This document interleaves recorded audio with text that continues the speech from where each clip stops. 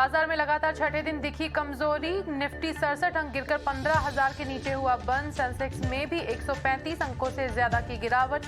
Pharma, IT, FMCG और auto shares में दिखा दबाव। मजबूत दिखे बैंकिंग और मेटल शेयर्स।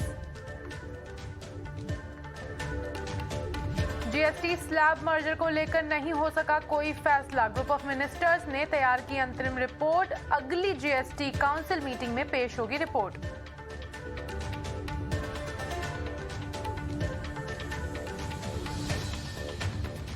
जल्द टाटा मोटर्स कर्ज मुक्त होने की तैयारी में। कंपनी के सीएफओ पीबी बालाजी ने कहा, ईवी पोर्टफोलियो का हिस्सा बढ़ाकर 25% तक करने का है लक्ष्य।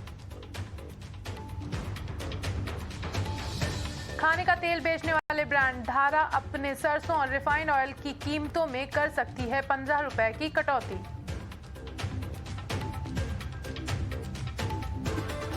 ट्विटर के कर्मचारियों से एलोन मस्क ने की वर्चुअल मीटिंग। कहा, कंपनी को आर्थिक रूप से होना होगा मजबूत, साथ ही खर्च को कम करने की भी कही बात।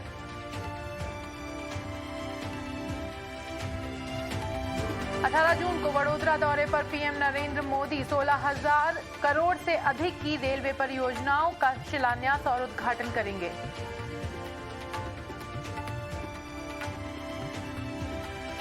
सर गंगाराम हॉस्पिटल में अपनी मां से मिलने पहुंचे कांग्रेस नेता राहुल गांधी। 12 जून से कोविड से जुड़ी दिक्कतों को लेकर हॉस्पिटल में भर्ती हैं सोनिया गांधी।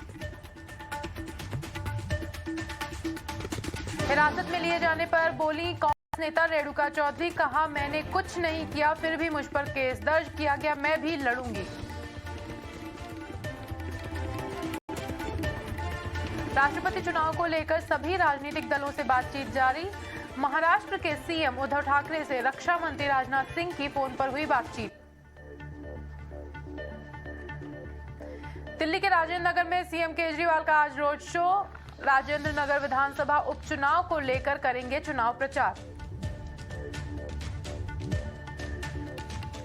2 दिवसीय जम्मू कश्मीर दौरे पर रक्षा मंत्री राजनाथ सिंह महाराजा गुलाब सिंह के राज्याभिषेक समारोह की 200वीं वर्षगांठ में होंगे शामिल।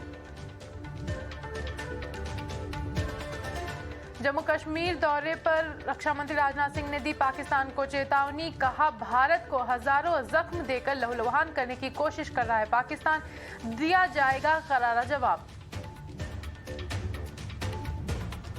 जम्मू कश्मीर में रक्षा मंत्री राजनाथ सिंह और उपराज्यपाल मनोज सिन्हा ने पहलगाम में Jawahar institute of mountaineering and winter sports में बोल्डर क्लाइंबिंग वॉल और हिमालयन म्यूजियम का किया उद्घाटन। 20 जून को राष्ट्रपति से मिलेगा कांग्रेस प्रतिनिधिमंडल। दिल्ली पुलिस द्वारा कांग्रेस सांसदों के साथ मारपीट और उन पर हुए हमले को लेकर देगा ज्ञापन। जेनेवा में बोले केंद्रीय वाणिज्य मंत्री पीयूष गोयल। विश्व व्यापार संगठन में सुधार के लिए तैयार हुआ रिफॉर्म एजेंडा। विकासशील देशों की वैक्सीन बनाने में सहूलियतें देने पर भी लिया गया फैसला। अग्निपथ योजना पर मोदी सरकार का बड़ा फैसला। अधिकतम उम्र की सीमा को बढ़ाकर सरकार ने 21 साल से 23 साल किया। बीते 2 साल में भर्ती परीक्षा न होने पर सरकार ने लिया फैसला। साल 2022 की भर्ती में सरकार ने राहत देने का फैसला लिया।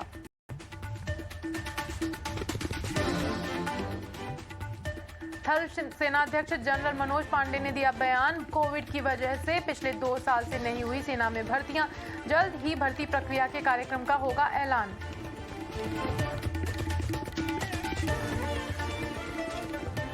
वायुसेना प्रमुख एयर चीफ मार्शल विवेक राम चौधरी का बयान। कहा, अग्निपथ योजना में 23 साल तक के युवाओं की होगी भर्ती।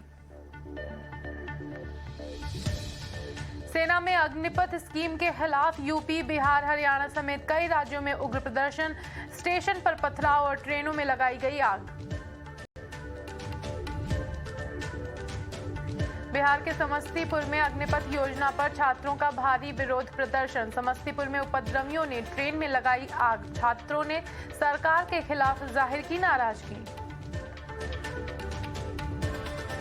बिहार के बेहटा में अग्निपथ योजना को लेकर विरोध प्रदर्शन। छात्रों ने कई जगहों पर की आगजनी, सड़कों को किया गया जाम। बिहार के बिहिया में प्रदर्शनकारियों ने की आगजनी, स्टेशन पर जमकर की तोड़फोड़, स्टेशन पर बने कमरों में लगाई आग। बक्सर के डुमरांव में छात्रों ने रेलवे स्टेशन को किया जाम, अग्निपथ स्कीम को लेकर दिल्ली हावड़ा रूट पर ट्रेन रोककर किया गया प्रदर्शन, अलग अलग स्टेशन पर ट्रेनों को रोका गया। बिहार के लखीसराय जंक्शन में प्रदर्शनकारियों ने अग्निपथ योजना के विरोध में लगाई आग, प्रदर्शनकारियों ने पुलिस पर भी किया पथराव।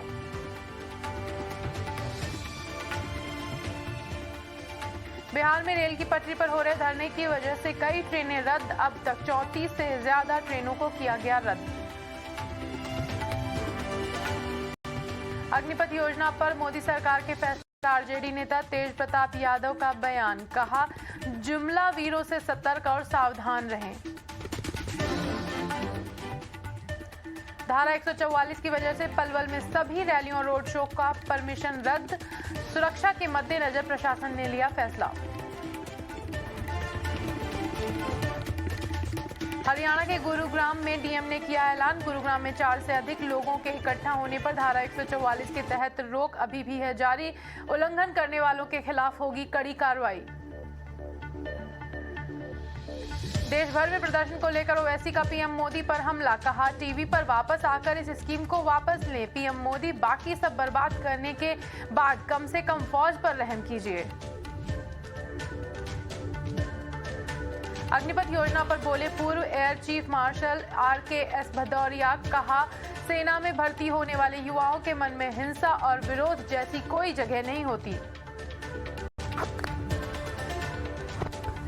जुमे को लेकर हाई अलर्ट पर यूपी पुलिस, कई शहरों में 10 गुना फोर्स तैनात, संवेदनशील जिलों में PAC, RAF और QRT की तैनाती।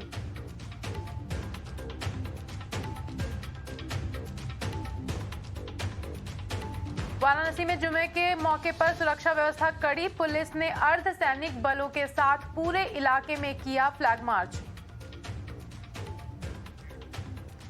मेरठ में जुमे पर संवेदनशील इलाकों में भारी पुलिस बल तैनात, इलाके में धारा 144 लागू, ADG, IG, DM के साथ पुलिस अधिकारियों ने किया पैदल मार्च। उत्तर प्रदेश हिंसा में अब तक कुल 400 से ज्यादा लोग गिरफ्तार, ADG प्रशांत कुमार ने दी जानकारी। रांची में जुमे की नमाज को लेकर हाई अलर्ट पर पुलिस, 5000 जवानों को किया गया तैनात, बड़ी संख्या में ड्रोन के जरिए हो रही है निगरानी। हिंसा को लेकर सीएम ममता बनर्जी का बयान, कहा हिंदू मुसलमान नहीं करते दंगा, कचरे से भरे दिमाग वाले नेता करवाते हैं दंगा। कश्मीर के पुलिस महानिरीक्षक विजय कुमार ने कहा कि मारे गए आतंकवादी की पहचान हिजबुल मुजाहिदीन के जुनैद और बासित भट्ट के तौर पर हुई है। भारत में नहीं थम रही कोरोना मरीजों की संख्या, पिछले 24 घंटे में 12,847 नए केस आए सामने, 14 लोगों की कोरोना से हुई मौत। दिल्ली में लगातार दूसरे दिन कोरोना के 1,300 से अधिक मामले, पॉजिटिविटी रेट बढ़कर हुआ लगभग 7%। महाराष्ट्र में पिछले 24 घंटे में कोविड के 4,255 मामले आए सामने, कुल एक्टिव मामले 20,634 तक पहुंचे।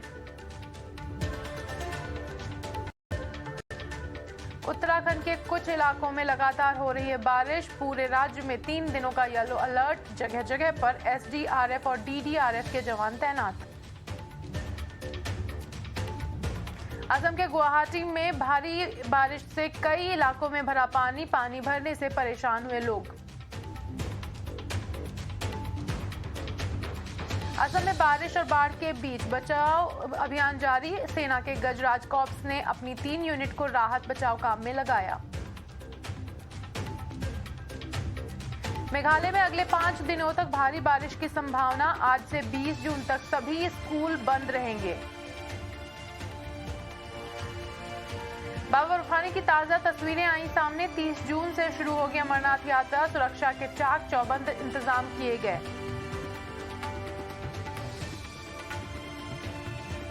एनसीबी ने नेपाल की राजधानी काठमांडू से 7 ड्रग तस्करों किया। गिरफ्तार तस्करों के पास से 51 किलो से ड्रग्स बरामद। सूडान में गहराई भुखमरी की समस्या, यूएन ने जताई चिंता। सूडान की 1/3 आबादी इस वक्त भुखमरी का है शिकार।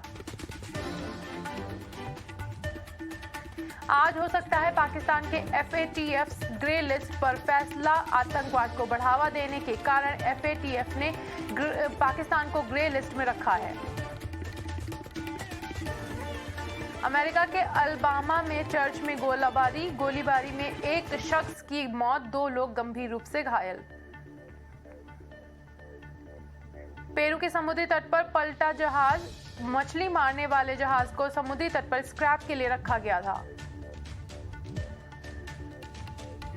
यूएन के सामने लड़कियों के स्कूल को बंद करने की कारण नहीं बता सका तालिबान। यूएन ने कहा तालिबान ने स्कूल बंद करने का कोई कारण नहीं बताया।